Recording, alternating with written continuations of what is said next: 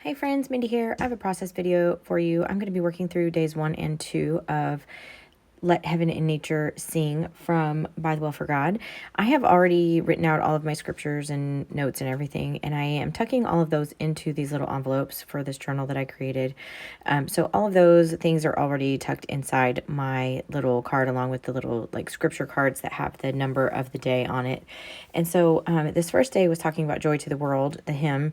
And so I actually pulled out some sheet music and cut down a square to kind of cover the front of these envelopes. This is how I'm going to be decorating the front of these envelopes this month. So it's a real simple process video today, but I cut out that square and I'm just going to kind of work on it, and then I'll add it back in easier. It's just easier to work on it on my desk. So I have some of the paper from Bythewell4God, and I'm just making a little kind of small scene here on the front. I have this paper that I tore down to kind of create a grounding spot for this beautiful building, and then I'm going to go through and just find a little critter, and I am just distressing the edges of these pieces with the archival ink in ground espresso.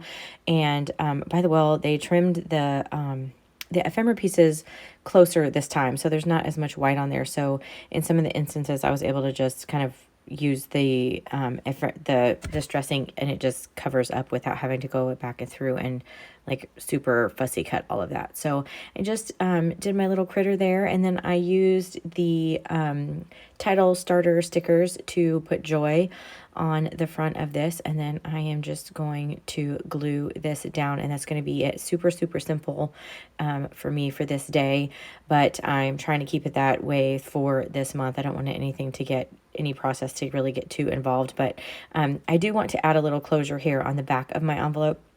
So I'm using the little Not So Ugly Sweaters ephemera pieces here, and I applied glue just kind of to the bottom half of that sweater, and so the top half will act as a little closure, and I'll be doing that something similar to that for every day of this devotional.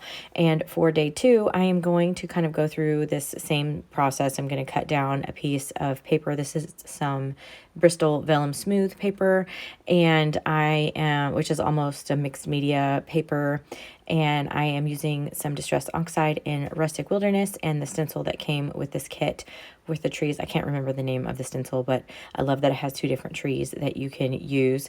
So I'm just kind of putting this up on the edge here and trying to vary the intensity of this oxide ink, and then I'm going back through and kind of filling in the white areas just to give it more of a fullness of a tree, because I'm using such a small section of it, it can kind of get lost that that's what I'm working with here. I wanted it to be obvious that that's what I was doing.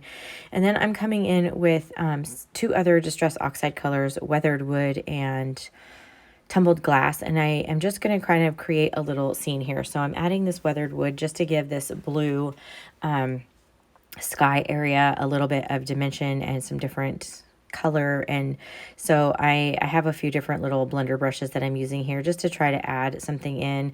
And I know that this looks like a hot mess at the moment, but it turns out okay, I think. In the end, a little different than how I was intending, but it worked out in the end anyway. And so I have another little tiny blender, and I'm going as close to the tree as I think I can get away with here, blending all of that in. And then I'm going to go through and just kind of blend this kind of stormy sky look here in the background, using that tumble glass. And then I'm going to come back through and just darken up a few little areas. I'm going to create like a little ground area down here with that same weathered wood. And then I am going to pull out, you can see I have some embossing powder over there. I'm going to pull out my Distress. This is an embossing pen, so it's the same as like embossing ink, but you can just kind of really get it exactly where you want to. So I'm kind of going just on the tips of each of these little branches, and then I'm dumping this embossing powder over the top of that. And then I'm going to come back through. You can kind of see where it's hit some of the places, and then I felt like I needed a little bit more, so I'm just going in and adding some more. And then I'm going to just kind of play with this here for a minute just to try to get it really kind of how I have it in my head. I wasn't sure exactly how this was going to work, but, or if it was going to work the way I had it in my head, but it worked okay. So just added a few little sprinkles of, you know, that little white embossing powder to be the snow. And then I'm going to come in with this softer brush and kind of just fade out some of that just a little bit. I want it to look like a snowy kind of scene. And because the Distress Oxide that I applied is still somewhat damp, it's going to hold on to some of the little flecks of this embossing powder, which is actually what I wanted. I did add a little more with this embossing pen down here at the bottom to kind of create a little ground mountainy kind of area here. And then I'm actually just going to dump some more of this embossing powder right in the middle of that, because like I said, the oxide is not completely dry. So it's going to hold the moisture and it's going to hold on to the embossing powder just a little bit. And so I'm just kind of fading out some of those areas where it's a little bit thicker. And then I'm going to heat this up and melt it with my heat tool. And you can kind of see how it ended up turning out there. And I was thinking I was going to put this little snowman down because he's so cute. But I wish I had created the ground up just a little bit higher. It just didn't anchor him in the right way. And so I am going to go ahead and use another one of these beautiful little buildings. I love the architecture ephemera pieces this time. I think they're just so cute, the little like Christmas village pieces. So I'm gluing this down. I did not distress around the outside of that ephemera piece, but I am going to around the whole square that's going to go on top of the envelope. But that's really going to be it for this day. Really, really trying to keep this just as simple as I can.